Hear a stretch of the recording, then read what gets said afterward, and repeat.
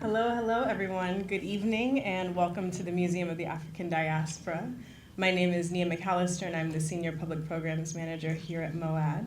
Welcome to our closing celebration and group reading for our Community Voices Poets Speak series. Yes, give it up. This series, Community Voices Poets Speak, brings together visual art and poetry. And over the course of the last 4 Fridays, we've had 6 poets grace us with their presence here in the museum, sharing original work that they've written in response to the art that we have on view. And that's a process called ekphrastic poetry. And so today we will be hearing from all 6 featured poets, Damani Thomas, Briana Grogan, Porsche Veu, LadiRev, Duane Horton, and Raymond Nat Turner. And so they'll each be sharing some of their new poetry that they wrote in response to the exhibitions here and sharing a little bit about their process in responding to visual art. And so a little bit about the exhibitions that we have here on view. Up on our 3rd floor, we have an exhibition entitled Joe Sam Text Messages. In the gallery behind you, we have Spectrum on color and contemporary art. And in this room here in the salon, we have artist Lishan Az's solo exhibition, Eugene's Cove. And I would like to give a big shout out to Black Freighter Press and Ali Jones here for being our wonderful partners and collaborators in presenting this series this year. Black Freighter Press is a platform for Black and Brown writers to honor ancestry, propel radical imagination, and publish revolutionary books. They are committed to the exploration of liberation using art to transform consciousness. And so now I would like to invite up Ali Jones to start us off with a poem and then introduce our first featured poet. Woo. So let me do the official bio. Ali Jones is a self-care advocate, writer, artist, and Creole mermaid. She believes that best writing spaces are generative and embodied, and she is the director and co-founder of Black Freighter Press, a revolutionary press committed to the exploration of liberation. Ali graduated with a BA in Cinematic Arts and Technology from CSU Monterey Bay and a minor in HCOM Creative Writing and Social Action. She received her MPA from the Middlebury Institute of International Studies, as well as an MFA from Mills College in Creative Writing. And Ali is the host of the podcast called Chit Chat with Ali Cat, exploring self-care practices and journeys of self-love. Welcome, Ali.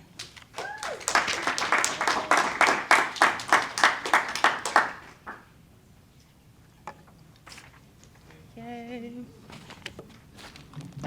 Uh-oh. Thank you, Nia. Got to make it a little bit taller. There we go. Can you hear me okay? Cool. So the slideshow is showing all of the different art exhibitions. There we go. So before I get started, I really would like for us to do some breathing. That's what this exhibit called me to do, and generally it's darker in here. And so I want to invite you to look at some of the art or close your eyes and just start to notice your breathing in your body as it's moving. And as you notice that, just start to let yourself get a little more present, a little heavier. And start to envision yourself underwater, not struggling underwater, but smiling, comfortable, joyous, unraveling. And take a deep breath in and let it out slowly.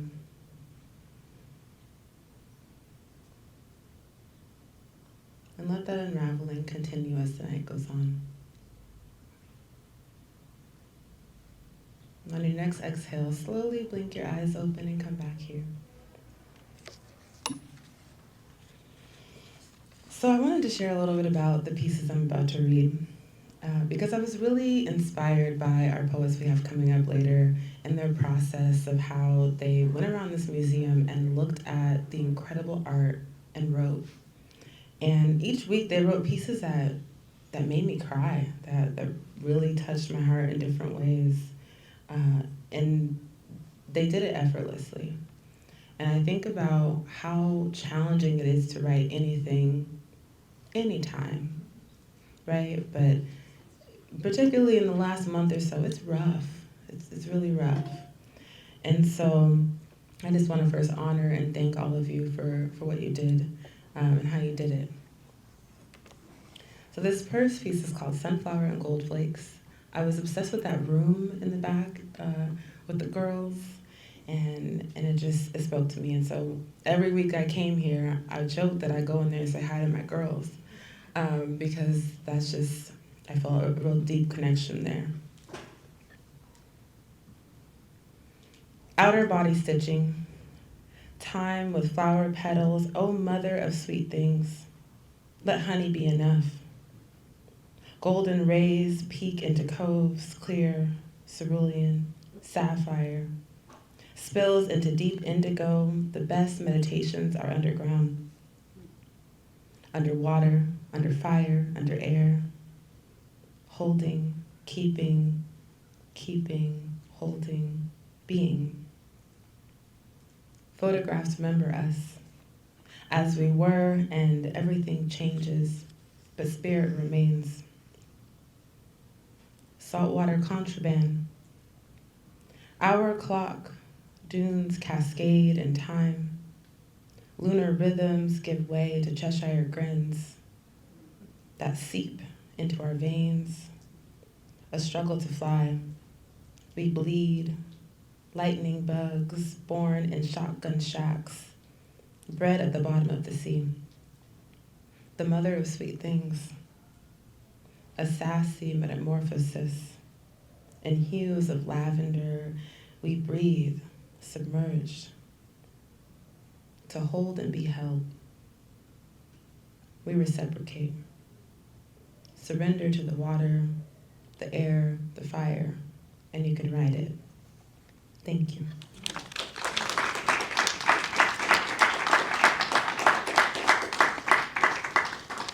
Okay, y'all, I'm really excited for all of these readings again. And I'm excited for y'all particularly because I've seen them, but I just feel like y'all are gonna leave changed. Duane Thomas, he, they, is a writer, nerd, and aspiring filmmaker based in Oakland, California, on Ohlone territory. He's interested in the tiny moments that capture attention spans. He received invitations to fellowships from Watering Hole, Fog Lifter, Afro-Urban Society, and UC Berkeley's Art and Research Center via the Engaging the Senses Foundation. In 2023, they became a finalist for the 2022 Penrose Poetry Prize and were awarded an Emerging Voices Fellowship through the PEN America for the 2023 cycle. Duane's debut chapbook, Grown Up Elementary, was published earlier this year through Nomadic Press, now available through Black Lawrence Press. Outside of poetry, you can catch them studying horror movies, dancing, or eating too many fries. Y'all, give it up for Duane.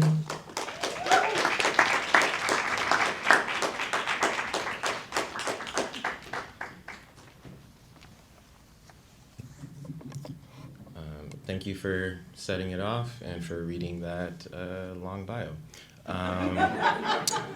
Yeah, so before I start, just to establish some politics, yes, love a good bio, yes. Some recent things have happened, and moving forward, if certain free speech organizations cannot speak out against genocide, they will not be in that bio, and that's just what that'll be. So, on that note, so Joe Sam's text messages is such a collage of so many things. I feel like I could just sit in there and notice something new every time.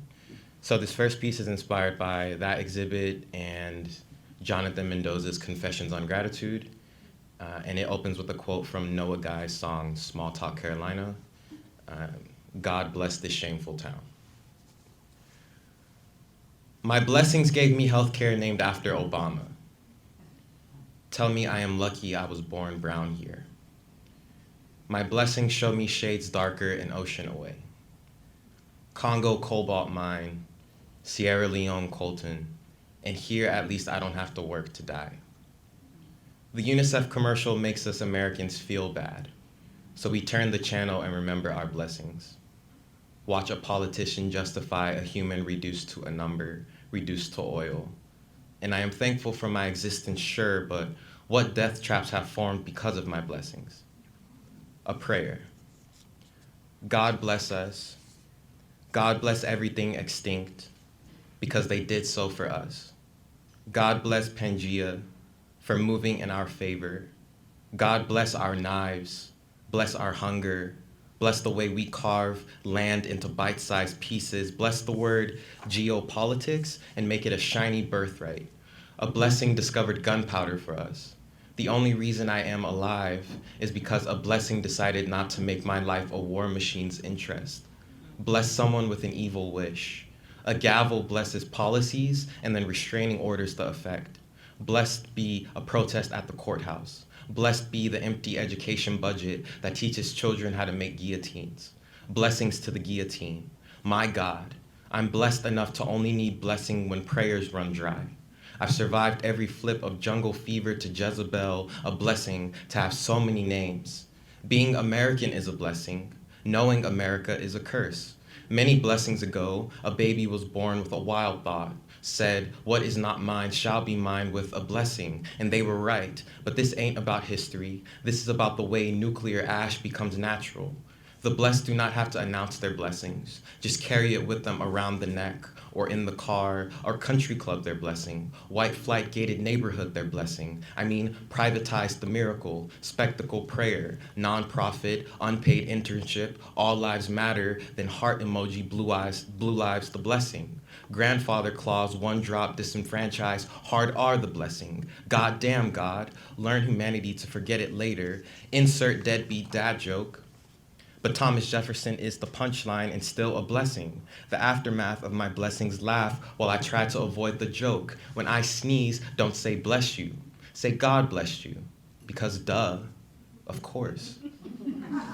I've survived every mutation of invasion and every affirmative backhand, and look at me. Still God, still blessed, still American. I christen the third world in need of a blessing. I traveled the world with a barbed wire diploma to bless you with a missionary's education. Ronald Reagan blessed Americans the same way lynchings blessed white women. My blessing says empire isn't a patriotic word, then somehow finds my life and takes it from me. Poetry says do better. The cost of living says I should invest in blood diamonds. My blessings gave me healthcare named after Obama. My blessings say I'm lucky I was born brown here. So lucky.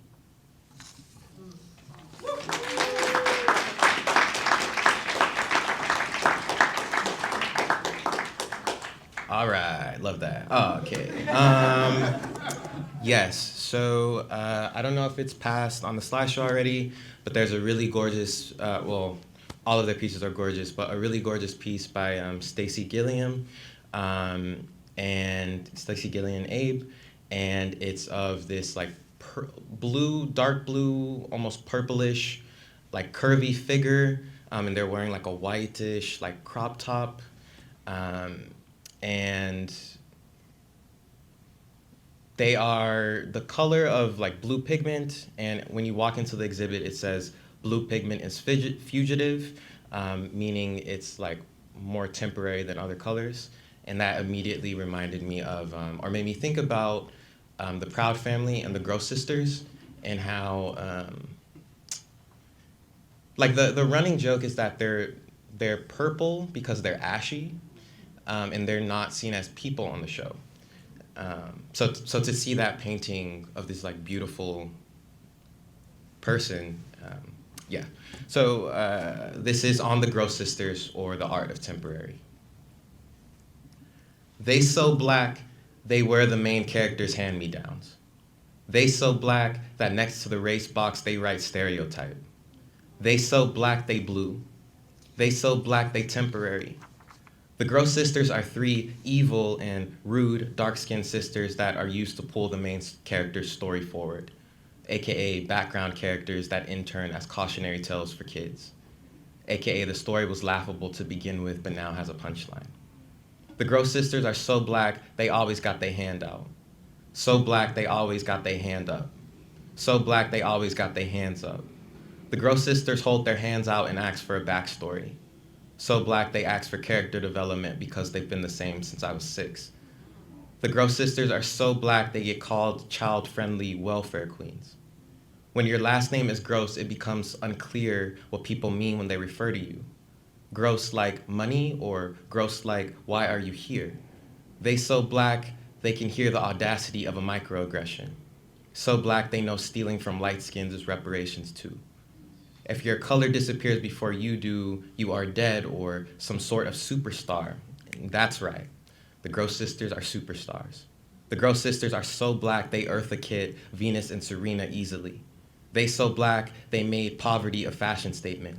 They so black that despite the circumstance, the only thing that bothers them is they asked us for a permanent compliment, and we said, "You're pretty for a black girl."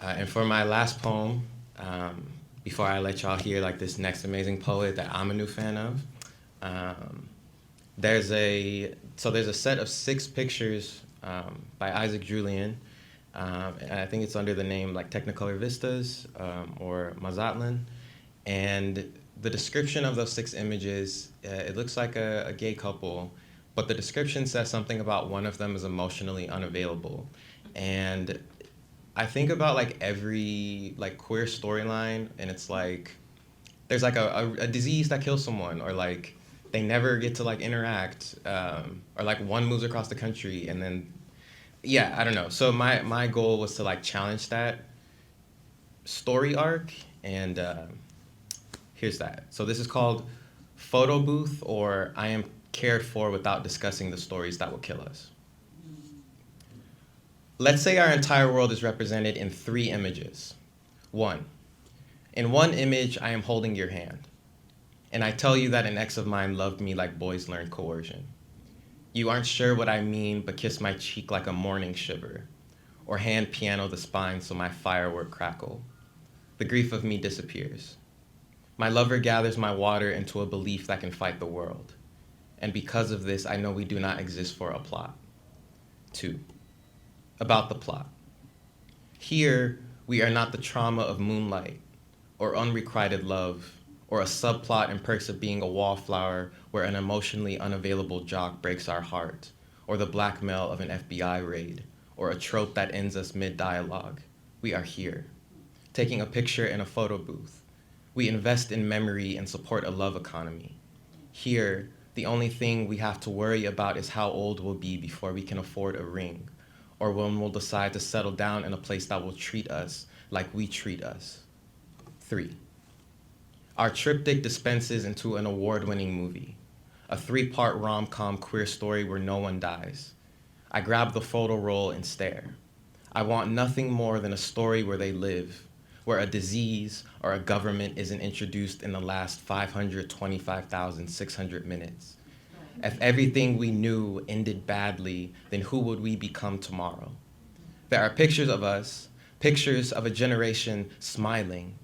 I'm not sure how this story ends outside of a photo booth. I just know we paid $2 for a memory, and no matter what happens next, there is proof. There is a kiss. There are people in love, alive long enough to tell the story. Thanks, y'all.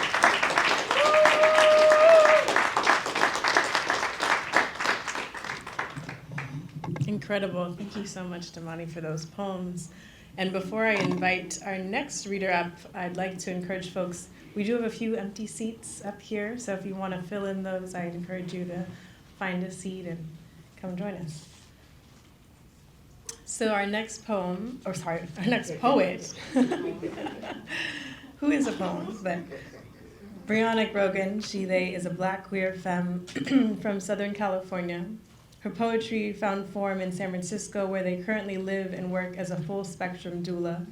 She is a 2023 grant recipient of the San Francisco Artists Commission, and they receives an MFA in poetry from Mills College. Her writing explores the silence in grief and rejoice in healing. They were an artist in residence at Art House San Clemente, the guest poetry editor for Foglifter Journal Volume 8, an assistant judge for the 2023 Tom Howard Margaret Reed Poetry Contest, and a finalist for the 2021 Button Poetry Chapbook Contest. Her work can be found in Foglifter Journal, The Anna, Obsidian, Literature and Arts in the African Diaspora, and more. Welcome, Briana.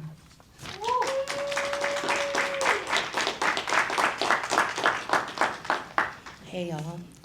Freudian slip. I am a poem. But hello and happy Black History Month. Oh my God, we get an extra day, so I'm just on some shit. Okay, so I'm gonna be reading 4 poems for y'all.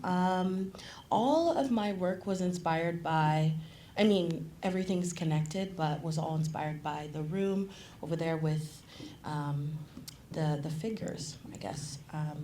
And so this first piece is titled Mindful Method, and it was also in response to the Hues of Blue by Stacey Gillian Abe. Yeah.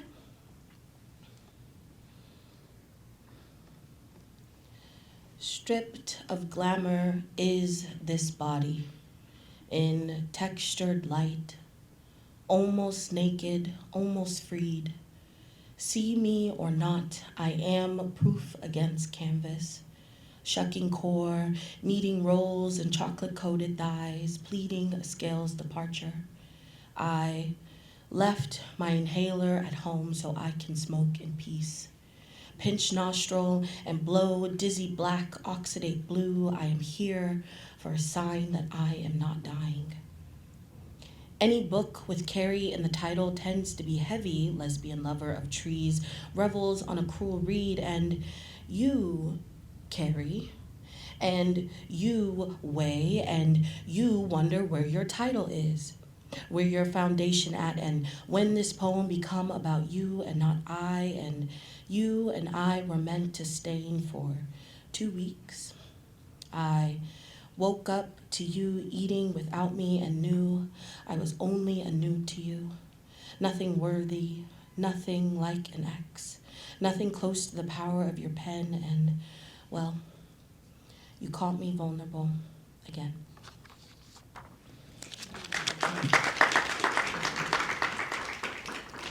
So this next piece is titled Semi-Precious, and it's written after the 2 Black girls, in gold. When I spent time in that room, I definitely saw myself and my sister, and our story and our story with our mother who passed away, and so this piece is kind of exploring that. The sunroom on Kinston Avenue is 2 Black girls, invested in timing and the roll of a die. How long will this be gold? And ice cream glued fingers, dimpled cheeks. How long until our teeth don't show? And the henna fades, 4C hair untouched, unbrushed. What position will the moon be in tonight, Mommy? Hopefully, its spotlight follows, leads me back to our framed photo, arms across our bodies, blood circulating your heart. We miss you, Mommy. Born Taurus, cord left uncut, vessel with too much vein, sister born to spiral, Mommy. Without you, there is no axis.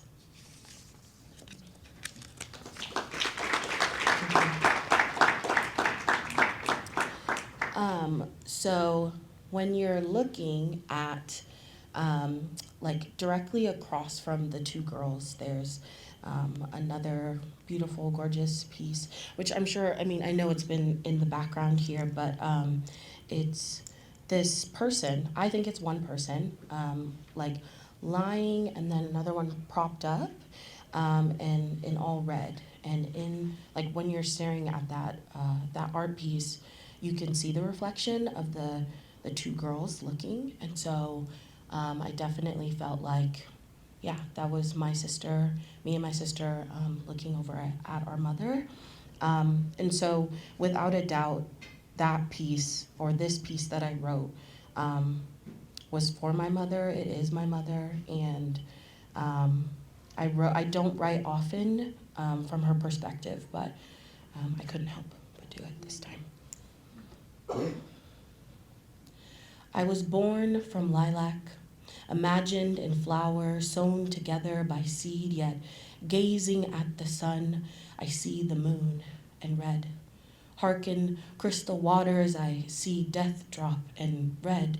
Tasting chocolate almond, I see bullet and red and red and red and red, and how many shades away from gold is red? And how long before the brown begins to bleed? And how come the chalk outline always favors a blackened red? I am sitting at the precipice. It is colored gold, and yet I see two daughters drowned in red.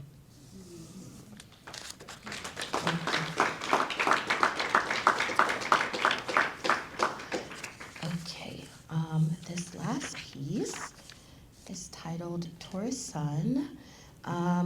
I am a Taurus, so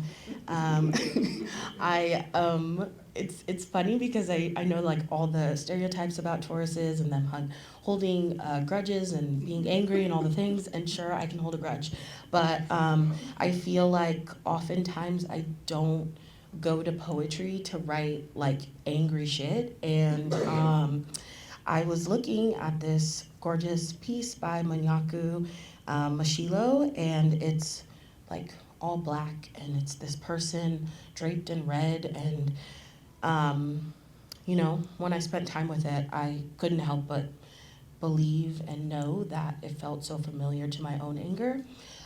So I wrote this piece. I stopped writing in pencil at 11 years old because I do not know why I wouldn't. With a black body emboldened by pen and a black mother praying to be embalmed, it's no wonder a life reimagined meant no erasure. Only restitution, petitioned by the hunted, signed the ancestor who gave me this rage. I am a crow away from murder. I am still listening to Kill Bill on repeat. I am getting ideas, but what's a good comedy without some thrill? What's a good day without it ending bad? I was born to be your trope. The one where her mother dies, the one where she can't write unless her mother is written to, the one where she changes her hair and her coworkers don't recognize her, the one where all she thinks about is her hair, the one where she stops praying to God, the one where she also uses they but is afraid of losing her mother again, the one where she is tired of strength. I am tired of strength. And despite holding this bleeding heart, I'll make sure to feed you too. Thank you.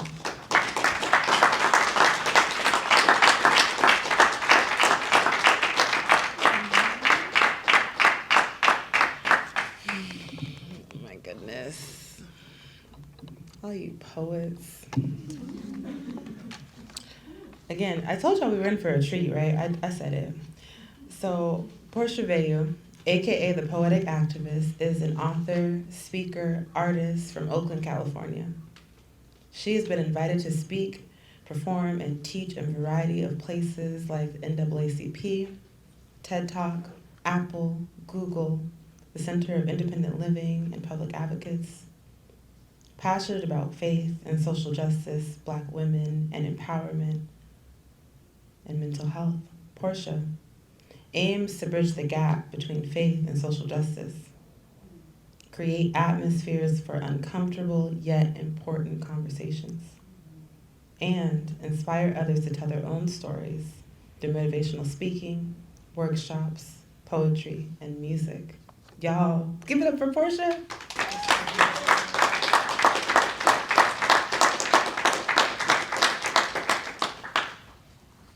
Okay, I'm short.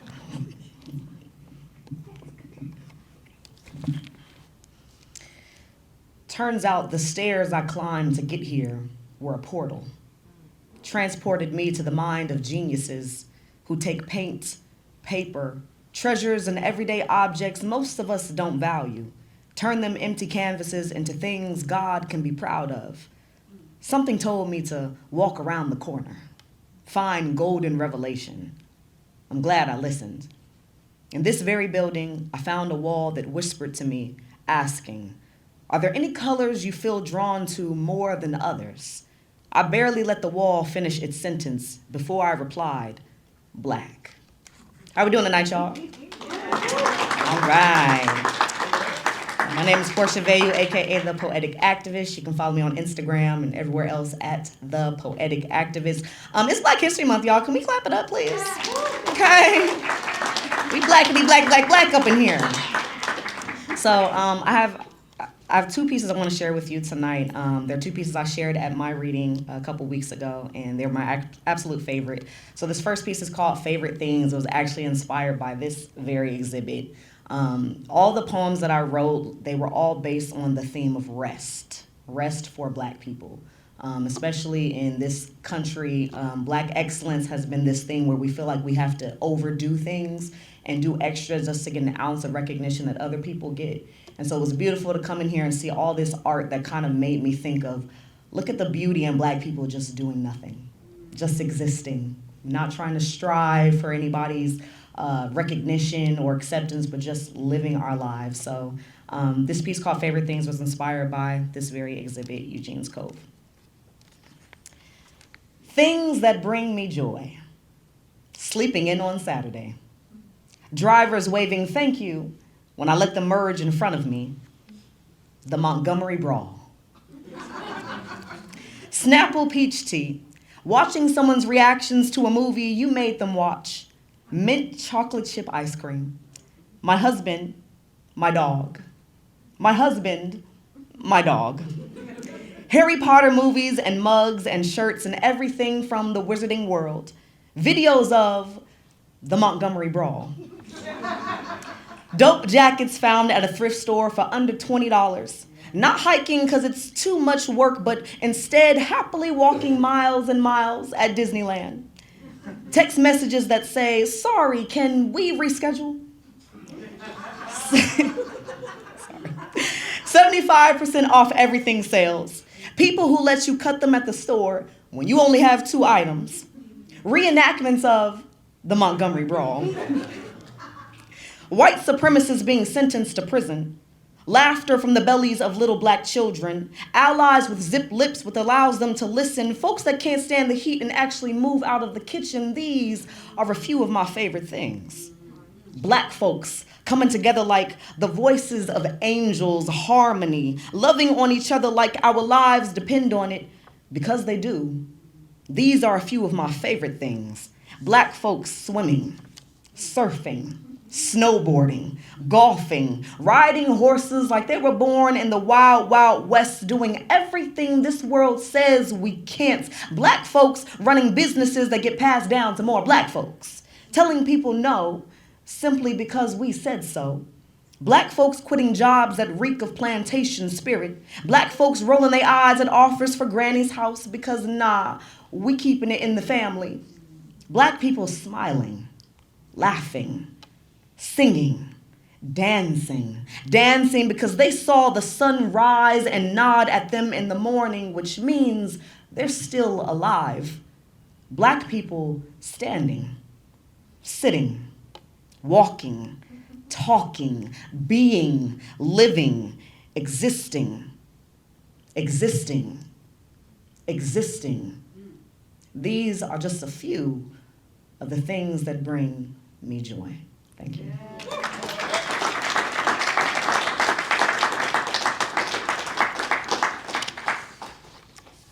All right, so this last piece, because it's a little long, this is my favorite poem.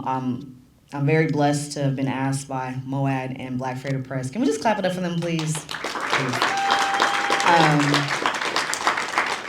I was able to write some of my favorite poems just because of this series, so I'm really thankful for that. And so this last poem was inspired by Tawny Chapman's iconography, Hopeful Truth. So that's the exhibit with the gold mosaic and the two beautiful black girls. And the reason why this poem, the reason why that piece spoke to me and birthed this poem was because, first of all, I was here for about 3.5, 4 hours in December when I came to start working on my pieces, and every exhibit I just sat and stared at. But this one I probably sat and just stared at for 25 minutes, y'all, because one, it was just so beautiful, like black people in gold. It's just something about that. But I was staring at these young, beautiful girls' eyes, like their eyes captivated me. And what I saw and what I interpreted was two black girls who, they want to be joyful. They want to be happy, like they want to enjoy life, but something is holding them back. And so this piece is called Our Utopia. This is for every black girl that has ever felt less than, ever felt like they couldn't show up and be their full selves in this world. They wake up in a bed of scented flowers, and no one ignores them. And their bodies remain untouched, except for hugs given by souls who would lay their lives down for them. And they are the center of attention. And what they create is not stolen. And their clothes are adorned with, you're beautiful, you're worthy, you're treasured, while strutting in shoes laced with, you is kind, you is smart, you is important. And no one forgets them. And they are not in charge of taking care of themselves or anyone else before they can legally vote. And their throats are cleared of lumps from the nerves of saying what they want to say. And they learn about the royalty that runs through their veins, and they know nothing of pain or malice or being unappreciated water when the world is on fire, and they are serenaded with songs about roses and rubies and rest, and they are given smiles that have no hidden agenda behind them, given smiles that mean them no harm. They are never harmed, and people notice when they're sad or mad or missing. And their bellies are full of fruit and hope and happy, and their souls are down comforters. Fresh baked bread, fur coats, cashmere sweater, soft and warm. And their hair sits in glass cases with laser protection and guards standing watch. And their hips are just hips that no one licks their lips at. And they learn what their heart truly desires. They are dreamers.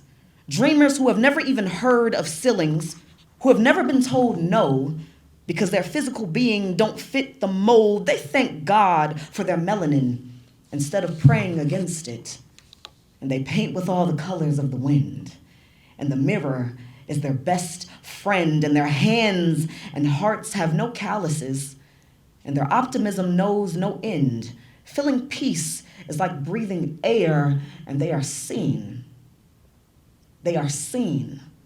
They are seen. They are seen. They have a voice, smooth like butter, mellow like saxophone. They have a voice that they get to choose how it sounds. They have a voice that resounds through the airwaves. They have a voice that does not go hoarse from yelling because no one ever talks over them, but instead listens. And everyone sees them and smiles, and people who admire them tell them, instead of stealing their genius, their being, their existence, their backs are straight because they carry nothing. Their hands are empty because they carry nothing. Their plates are wiped clean from eating only what they want to eat. And their no means no. Their no means no. Their silence is respected. Their discomfort is heeded, and the walls of every building are decorated with plaques in their honor. And they are honored and revered, held dear to those who say they love them. And when people tell them they love them, it's genuine. It is sincere. There is no fear involved in opening their hearts to the world. When they open gift boxes with promises in them, they can trust them. And they don't have to rush it. Their growth, their adolescence, their anything. They can look forward to the future because they are safe. They are safe. They are safe. This is utopia for black girls. A mirage, a fantasy, a wish list, a fairy tale, a make-believe story, a place where black girls can simply just be. My name is Porsche Veu, aka the Poetic Activist. Thank you.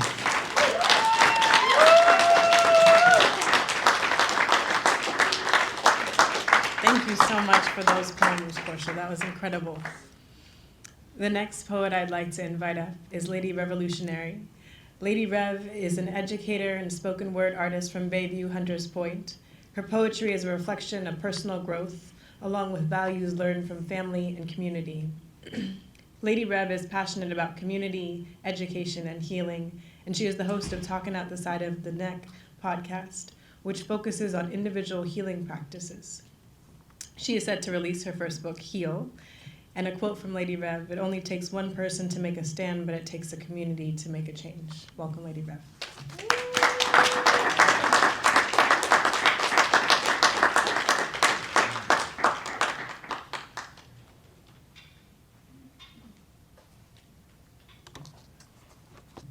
Hey, how y'all living?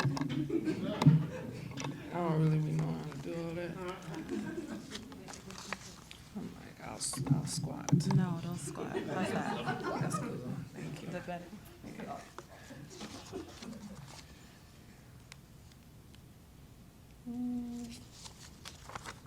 Okay, let me just play with this. Okay, what's good with y'all? My name is LadiRev. This is my first time doing something like this, and so I was really excited to go through the experience, and I'm grateful to be included. Dope ass poets, oh my God, it's crazy. I'm gonna read a couple pieces from the different exhibits here.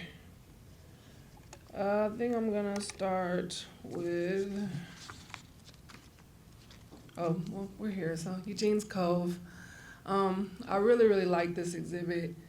It was like, I had walked past it at first, and then when I came back and like just kind of got sunk into this place, it just kind of pushed me into a different like space.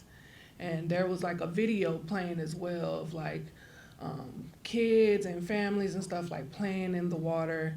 And so what I was thinking about was just like, man, they thought we died in that water. And I seen it as like we reclaimed the space. Like black people are resilient, and we will be persistent always. And so I felt like this exhibit made me think of that. Like, look at these folks reclaiming this water, reclaiming the space there. And so I wrote this piece here. Oh, and you know, when I performed this, I did say like some key words that came to mind when I wrote the pieces, so I'll share those too. And so for this piece, it's natural, indigenous, pure, alive, care, trust, wholesome, and peace. Ripples against my feet as ancestors welcome me. The cadence of my heart, a familiar voice among so many, my lungs breathe different. As I reacquaint myself with a home twice removed, rising and falling with the moon, my tears collect here. Lay waste to the idea that a battle was lost here. Reconnect to every universe we lie free in, live in water. Here we thirst no more, floating hope and aspirations, sunk into generations that evolved here, absorbing every opportunity to attach to the collective that anchors legends we still can't explain. Two identities merge here, lost in lucid dreams and brute force, melanated gods and persistence. The taste burns defeat from my tongue, helps me speak in a language I almost forgot. This all feels familiar, like it's not my first time being surrounded by unconditional love, a tradition of sacrifice and sustainability, the body I belong to not entirely my own, a blank slate to channel between past and future, deep enough to move every version of myself through. Here we find joy, allow ourselves to expand, to consume, leave traces of resistance, every portal a pathway to an unchained heaven. No graveyards, or tombstones, just more, just world, not earth. Have you ever heard peace? Reconciled with revolution and selfishness, two heads for memories to settle in. Here we find legacy, a diaspora of living and fulfilling. Find solace in intent. Let this soil reach the next galaxy. Wash up the confusion that we cannot settle anywhere because we are made from everywhere. Echoes of choice resounding from trench to trench, guiding us back to our essence, a recollection of what we were before this, who we became because of this. I find comfort in the depth of existence. I need no reason to fight against this shape of me. Every trace a mirror. Every color a side of the whole. Let eyes be lost to the greatness of us. Let language not fit our entirety. Let wonders bring more bodies. Let curiosity be a sacrifice. You cannot erase us, and we will crash harder and harder.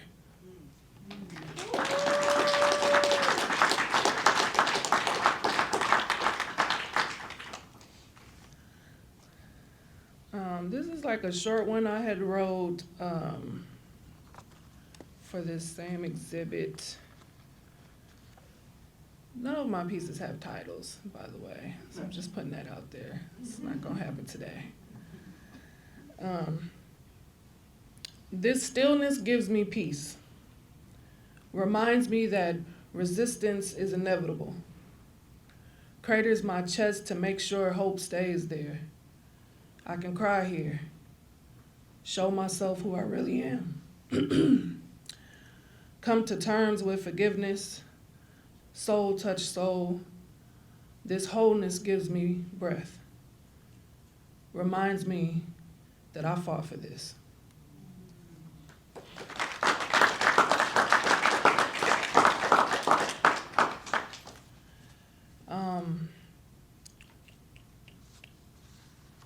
This next one is for the Joe Sam exhibit, which was by far one of my favorite ones. I felt like when I walked in, I just knew it was from Bayview. I don't know how I knew, but I was like looking at the art and I was like, yo, this is definitely making me think of Bayview Hunters Point. It made me think of the shipyards, everything. And then I went back and read and I was like, oh, okay, that's okay, I wasn't tripping. I'm in the right place.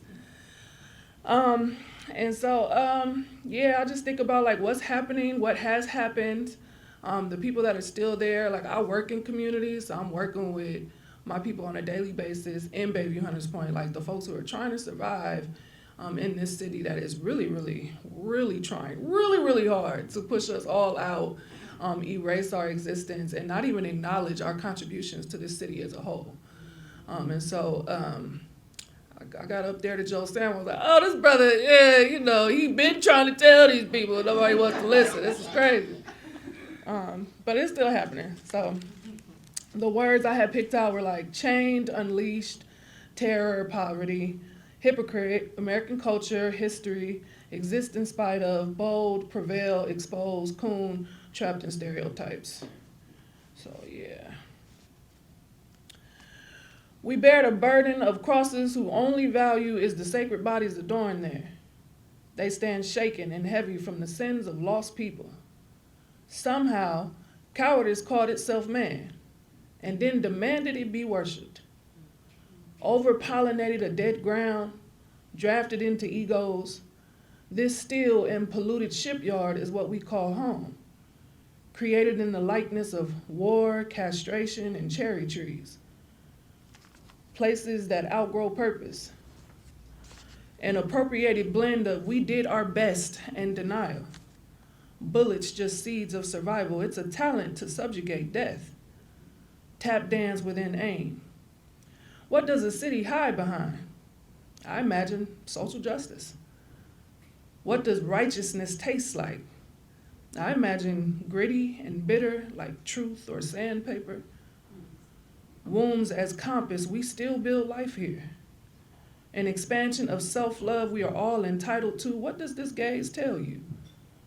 How many flags do you need to cover up a massacre? Stars take rake over frailty, Clear up any misunderstanding that hope belongs here. Bay water a palate cleanser for misplaced expectations. Who is God here? Whose country is this? Barbed wire on skin mimics decent, makes a mockery of suitable.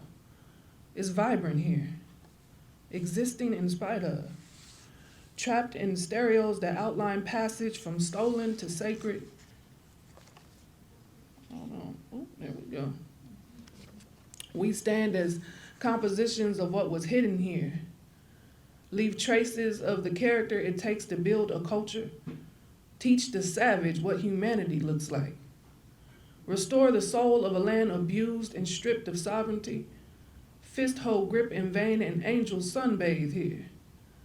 This shipyard of creation is what we call home. How we identify generations of pharaohs.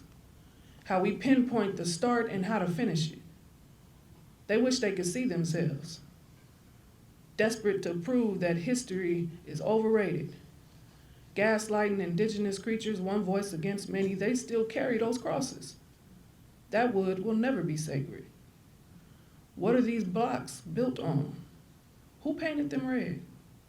There's too many flags. What has silence taught us? What do trees remember? Where is it written? How many realms can exist here? What happens when chosen people congregate?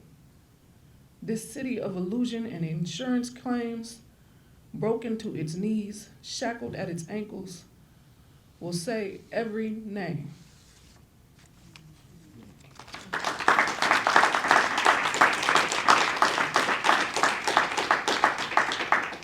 And I have this one last short one. It's on my phone.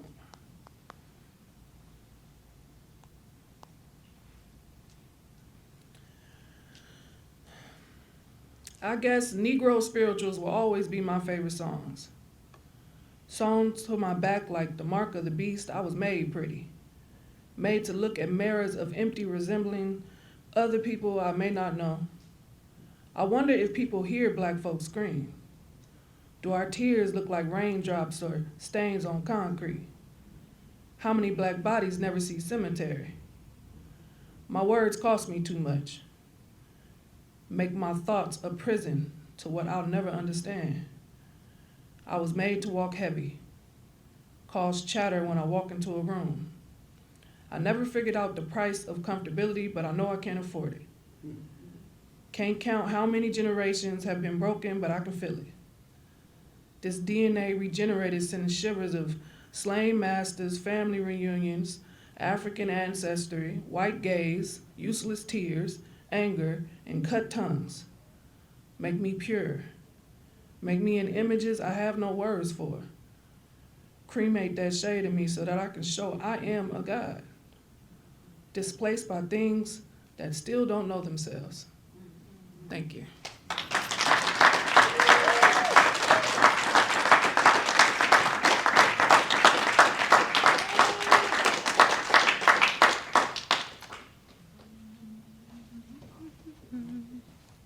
Okay, yes, beautiful. I was like, let me make sure. Our next reader, y'all, is Duane Horton. Yeah. Yes. Look, we're here. Duane Horton is a Black queer fantasy writer who resides in the Bay Area. He believes in writing his intersection of identity into fantasy stories so that those who share his intersection of identity can see themselves represented on the page. Duane graduated with his MFA in creative writing from Mills College in 2019, and since then, he has been featured in Free Spirit Literature Magazine, Green Mountains Review, Sea Glass Literary, Sapphire Hughes Press, and more. Duane is an avid reader, anime watcher, and a huge Buffy the Vampire Slayer fan. And he can be found watching reruns on Hulu. Y'all welcome Duane Horton.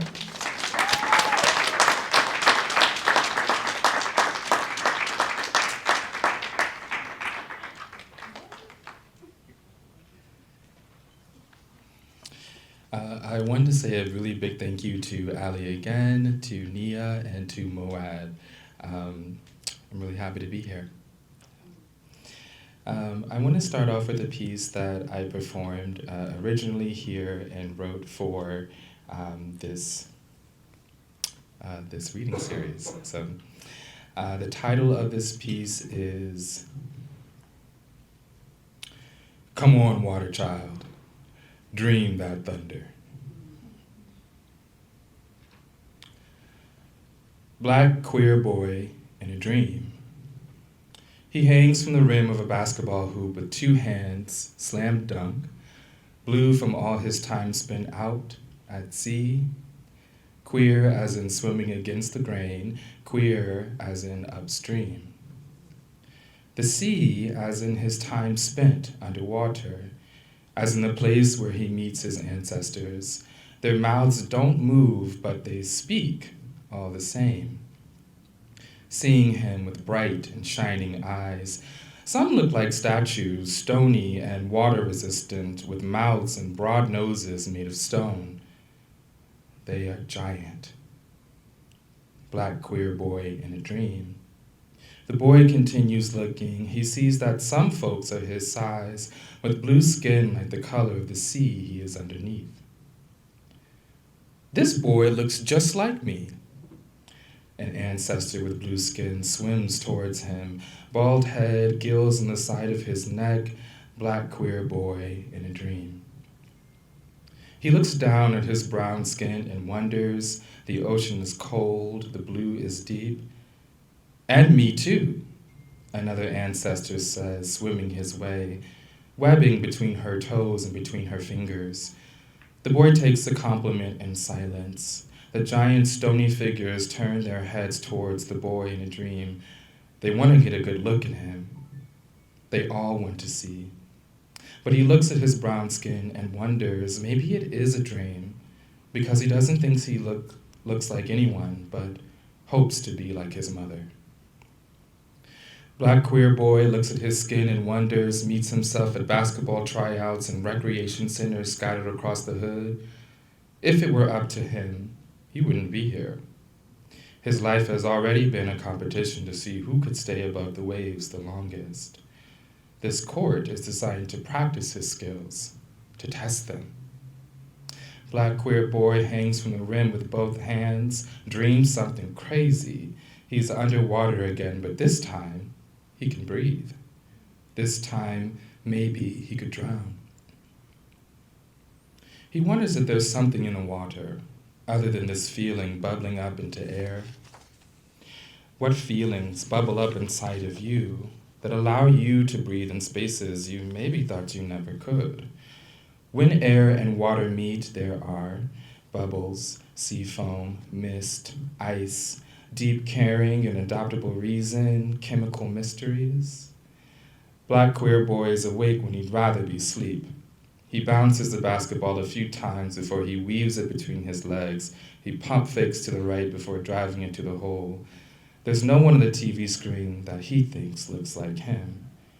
He's sure everyone in that world would shun him. He's been shunned before.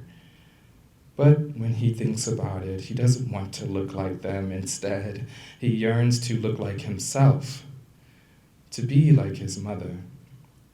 So he wraps his dream visions around him. His imagination is a wand. He imagines his dreams as a cloak like the ones that supermen wear, but he doesn't know who he is saving. Black queer boy hanging from the rim with both hands meets himself on the shore, decides to save himself. His team wins the game. He was the first to score a point, changing the tides. But he's so tired already when he looks up to see that no one looks like him and that all the other boys wear red. He leaves with a trophy. That night he dreams again. The ocean waves are turbulent. They crash and crumble onto the shore. The ocean pulls sand into its mouth. Black queer boy in a dream. Black queer boy with wet feet. He hears a call that seems like a song, that seems like a lullaby, that seems like jazz, that seems like the blues. His ancestors shackled and chained in rusty steel. It seems when he is awake, the world asks him to forget and move on. It seems in his dreams, all he can do is remember. Black queer boy wonders about the waking world and his place in it. Outside of his own depths, there is a whole other world. If he could bottle all this blue and throw it like a secret into the sea, he thinks that maybe he would. He wonders if it would return to him like a message in a bottle or float away to some remote island, lost to time. Thinks it'd be better to deal with it now. Black queer boy stays in the dream. The sand on the beach caves from the pressure of his footsteps, but still holds his entire weight. He takes a seat on that sweet spot and doesn't want to get up yet. His desires crash around him. They threaten to send him down whitewater rapids. Black queer boy isn't sure if his emotions are embarrassing or not. His ancestors appear next to him, blue-skinned with gills on the side of his neck. Water child, he begins. Don't ever change. If he is still dreaming, then he isn't sure what will come next, if he'll wake up yet. Black queer boy hanging from the rim with both hands, knows he is queer, dreams thunder, is blue, is a beautiful dreamer. When he wakes up, he feels kissed on the forehead. He wonders what will come of that, but the kiss feels just like wings growing from his back or like gills breathing from the side of his neck. Some kisses can just be that sweet, the boy has learned. How did I get here? The boy asks his blue-skinned ancestors in his dreams, who swim underneath the ocean. He does have questions. They come out of him in a drowned way, but his ancestors can understand him. Here, his ancestors ask. Am I dreaming? The boy returns the question. His ancestors float away from him, but he follows in pursuit of an answer. Black queer boy dreams of finding an answer. Wonders if anyone is ever truly answered after all. Wonders if he's privileged or not. If he is, well, he isn't sure how to feel. His blue swimming ancestors take a turn and go deeper into the ocean where there is a light just as bright as the sun. Black queer boy wonders where this light is coming from. What is its source? The closer they swim towards the light, the clearer an answer seems to be. The light is consciousness. The light is him waking. He hears his swimming ancestors say to him, "You are not the one dreaming, my wild water child. It is me." Black queer boys, his ancestors' wildest dreams, wakes up to the cold, pulls his coat over him in blue, zips it up, blue like the skin of his ancestors who made a home at the bottom of the sea, blue like the dreams he entered and blue like the dreams that entered him, blue like the water that reflects the color of the sky, blue like your skin underneath moonlight, blue like the color ascribed to boys upon birth, indigo like the color of his creativity. When the boy wakes up as a man under unfamiliar waters, his ancestors still find him there. "Come on, water child," they whisper. "Dream that thunder."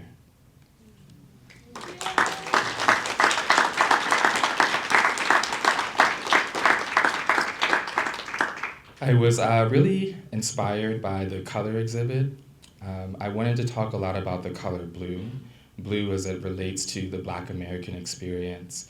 I read a book by Leroy Jones called Blues People, and he talks about the musical genre of the blues and how closely related to the Black American experience it is.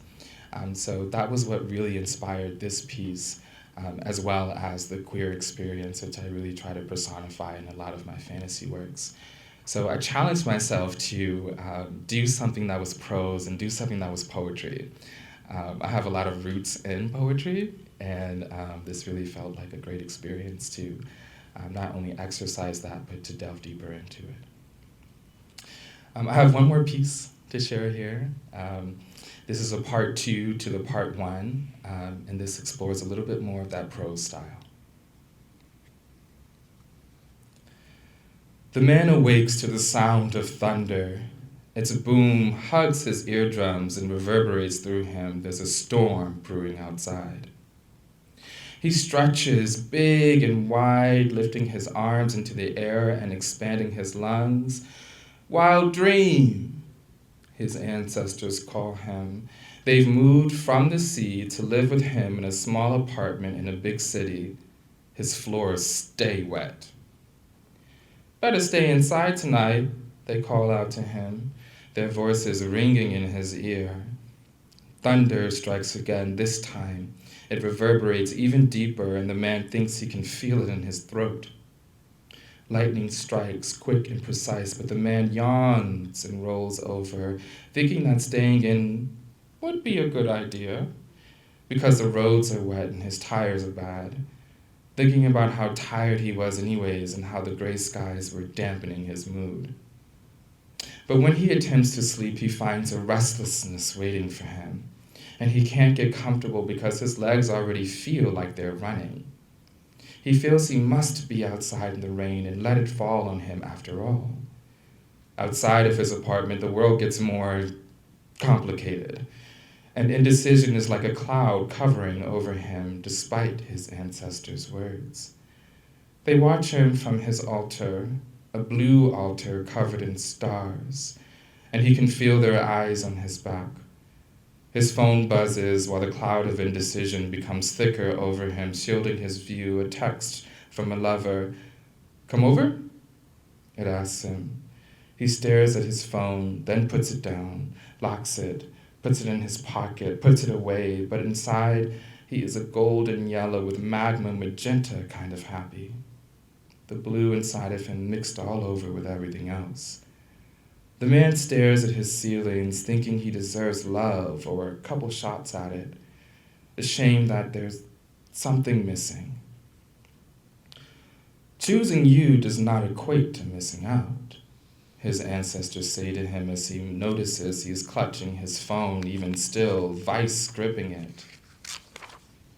These days, his ancestors don't look like ghosts or mermaids, but their skin is still blue. Thunder booms again and the man jumps. He looks over at his ancestors who look back at him blankly, and as a matter of fact, the man thinks his ancestors are right. Well, it takes a mighty amount of something to change his mind. But he changes his mind, and the man realizes what it feels like to choose himself. The feeling travels up his arms in goosebumps, but something solid is a part of that traveling feeling too.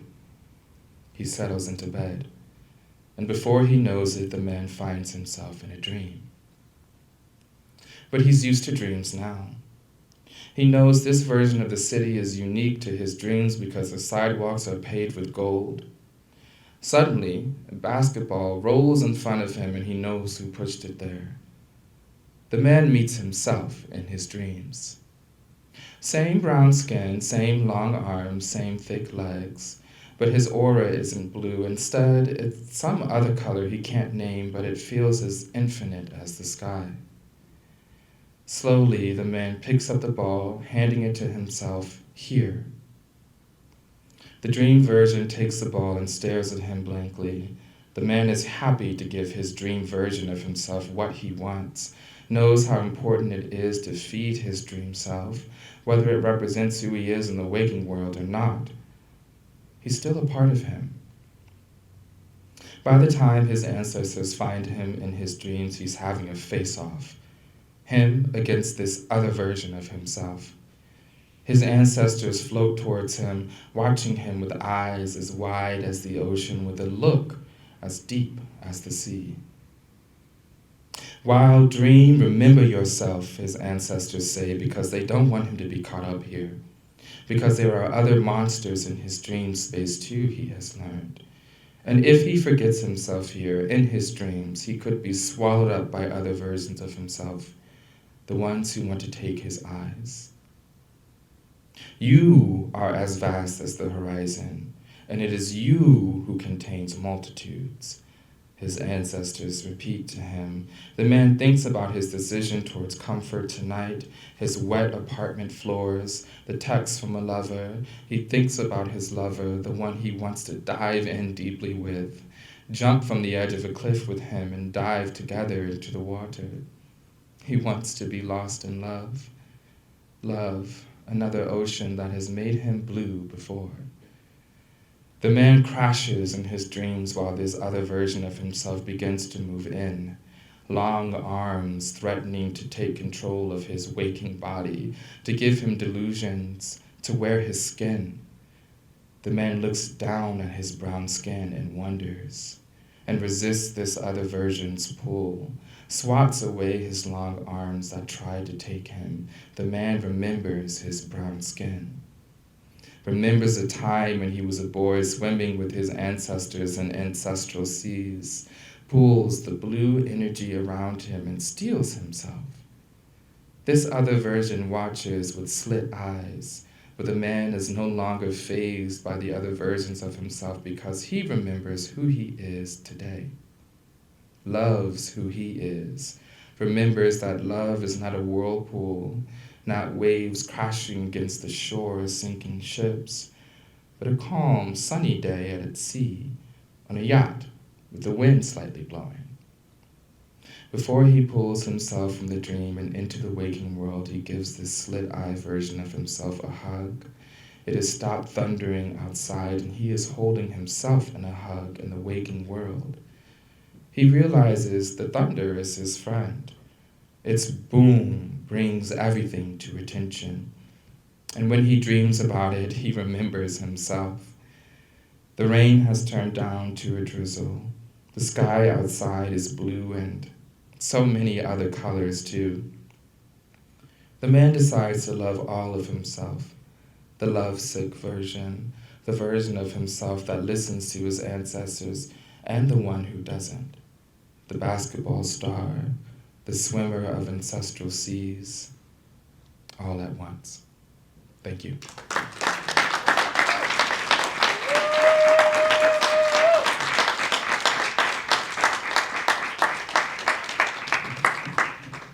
Thank you so much, Duane. To close us out this evening, I would like to invite up Raymond Nat Turner.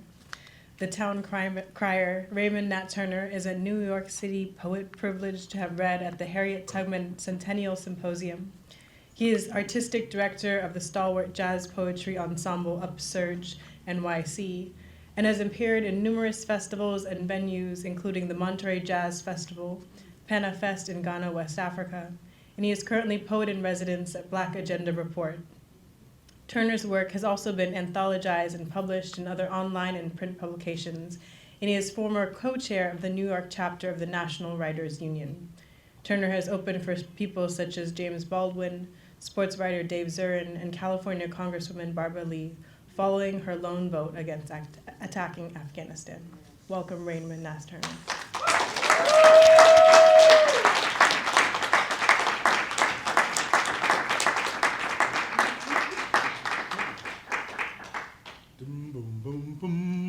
Ba-dum boom boom boom, ba-dum boom boom boom, la da la da le lo le lo le lo, ba-dum boom boom, la da la da le lo le lo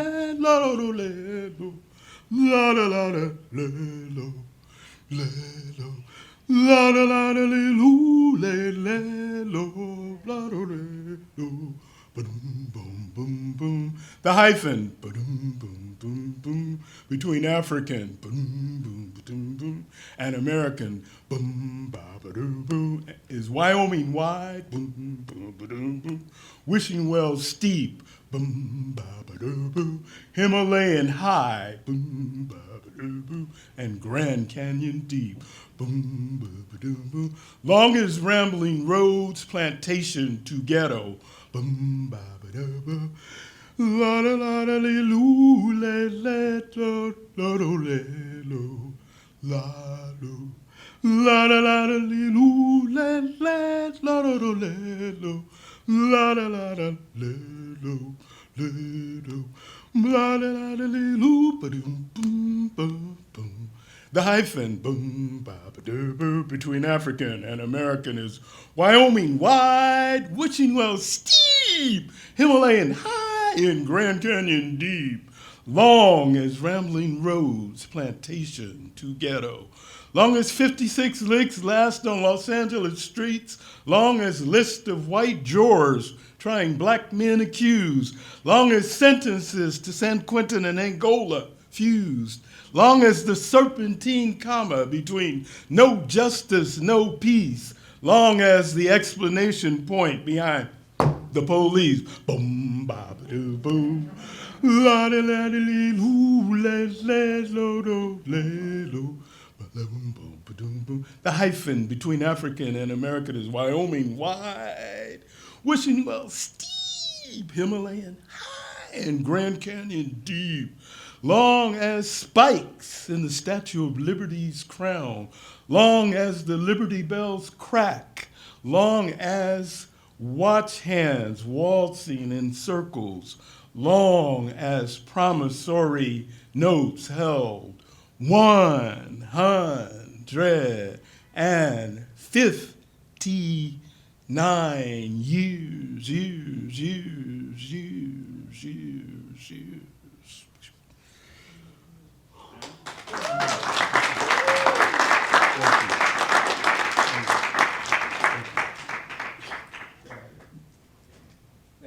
I needed that little, that's my little nerve. So anyway, I want to thank Nia, Elizabeth, Allie for inviting me. As I said the other day, when I got the message about ekphrastic poem in response to the art, I said, what the, this is a family program, so what the heck is an ekphrastic poem? I did not know, and so I had to look it up, and I found out, and then, I delved into it a little bit deeper and found that Mr. Josam was part of the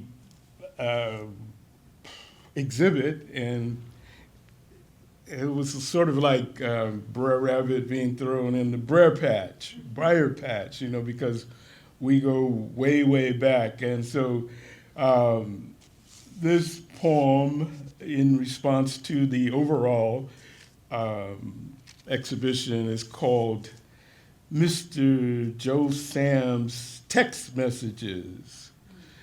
And it begins with an epigraph. See with your ears and hear with your eyes. Charlie Parker. 1. Happy hour colors are hummingbirds hovering, singing at 3D jam sessions. In 4-part harmony, ebullient brushes are joysticks conjuring cool before, after the birth. Big, bold, loud, proud, resplendent rooster colors appear, disappear, reappear, allowing us to be, not shrink, not fold, cowering in corners beneath white, hot gaze. Resplendent rooster colors call us woke, alert, call us courageous, spur improvisation, make us make something disguised as nothing into something else. Resplendent rooster colors call monks bright Mississippi. Mr. Josam once lived up on Mississippi Street, smuggling medicine music on canvas. Even Stevie saw it and bought bright brush strokes of love. 2, jazz club strangers chat. Art begets art. Colorful pens, lovingly gruff, if you're serious, passport to shipyard studio. To sensory overloading, head exploding plump pages of slide-filled binders. To Jazzman Miles, our cover, all hands on deck. And soon I would wish ink on my writer's wear, like his thick-coated, paint-splattered clothing. Wish an artist's life neither Superstorm Sandy nor swollen Connecticut River could wash away. I would admire artists, alchemists, implanting googly eyes in paint, warning, beware of eagle-eyed poles and elephant-eared walls, redacting First, Fourth, 13th, 14th Amendments with Second Amendment laws of war, rules of engagement. I would admire artists, saucer implanting googly eyes and roosters warning, beware of Rio Grande razor wire, saw blades, orange buoys drowning us spiritually. Warning, beware of beliefs in bipartisan butchery, death culture, cruelty, and mass murder marathons. 3, I'm training to make my pen spread, splash wildflowers from shoulders of the long and winding road for friend, mentor, big brother figure, Mr. Joe Sam. I'm training to fling wildflowers, Mr. Joe Sam's way, catchable, audible wildflowers, popping Lady Day like gardenia notes. I'm training to fling wildflowers to a fully saturated sapphire blue badass son of Harlem. Thank you. And this is a piece that it was a work in progress last week, and it's still a work in progress. I don't know how much progress it's made, but let's see what happens. It's called One Chance Only, and it's inspired by that one right there. That's the one. Yes. It's from his war series, Mixed Media, Light Bulbs on Wood, 1991. Light bulb moments. Wheel of Fortune feel. And incidentally, let me give some background. If you notice in I think it's that would be left-hand corner, that would be, it says, yo, LAPD, you missed something, missed this time or something. And so I'm from the City of Angels originally, and I survived. I'm here with you, so hell, Light bulb moments, Wheel of Fortune feel. Yo, Joe, LAPD didn't miss Leonard Deadweiler rushing his pregnant wife to the hospital. His executioner oinked. The car lurched forward, causing his service revolver to accidentally discharge. Yo, Joe, LAPD didn't miss my classmate, Gregory Clark. His executioner oinked. He stopped Gregory because Gregory didn't fit the maroon Thunderbird he was driving. Yo, Joe, LAPD didn't miss my best friend, Tommy Lewis, and 2 other Black Panther Party members ambushed on Adams and Montclair, and assassins, accomplices, oinked the oldie but goodie. They feared for their lives. They feared for their safety. Yo, Joe, LAPD didn't miss at UCLA's Campbell Hall. Big brother figure Bunchy Carter and John Huggins pork chop assassins, black face tethered to FBI wires. Yo, Joe, LAPD didn't miss Jerry Lee Amy, 23 shots, 10 ring things, and war bags in their trunks, guns, knives, dope, to drop by bodies of their prey. Yo, Joe, LAPD barely missed me. I sidestepped up to the Pacific Northwest to the Emerald City. Yo, Joe, LAPD barely missed my son, who told me at his Harvard graduation that he also didn't think that he would see 21. And so that, thank you. So those are according to the assignment, and this is according to doctor's orders.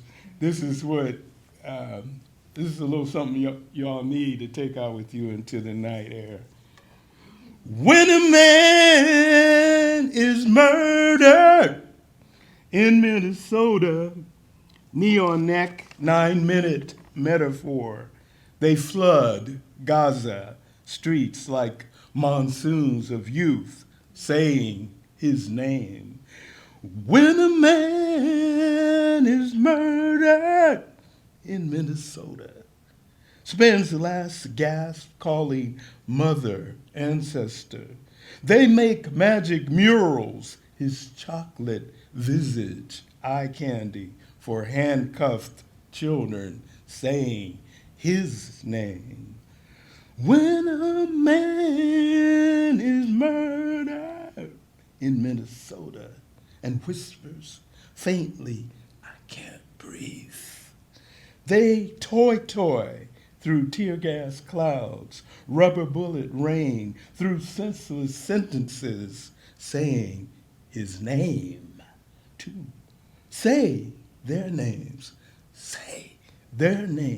spinning our wheels in elephant excrement, in donkey dung, or thunderous silence. Every 10 minutes, children renamed collateral damage, civilian casualty, pedicide, infanticide, genocide. Stop asking, which side are you on? Thank you.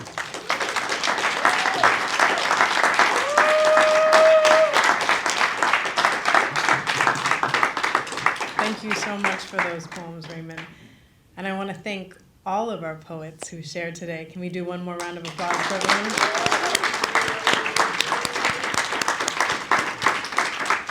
Thank you all for coming this evening. I hope this has given you a taste of some of our exhibitions here at the museum.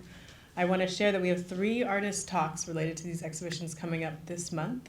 So next Thursday, February 8th, Delita Martin and Tawny Chapman, whose work is featured in Spectrum, will be here giving an artist talk that evening. The Saturday following that, so February 10th, we will have an artist talk with Lishan A.Z., whose work is in this room. And then on Sunday, February 25th, we will have an artist talk with Joe Sam, featuring and discussing his exhibition. So I invite you to come back to all of those programs to hear from the artists, to learn more, to keep expanding your experience with these exhibitions. This series and these poetry readings are just one of the many programs we have here at the museum, so I encourage you to visit our website, moadsf.org, to learn more, become a member, support us by making a donation, spread the word about the work that we're doing. That really goes a long way and continues to build upon our existing communities. And lastly, we love to hear from you. You'll see the little QR codes on your chairs, and there's also a sign as you leave. It directs you to a survey to give you your feedback about today's program, so we would love to hear from you, your ideas, and what you'd like to see here at the museum. And it helps us know how to best support our community. So thank you, we appreciate you, and I hope you have a good rest of your evening. Thank you.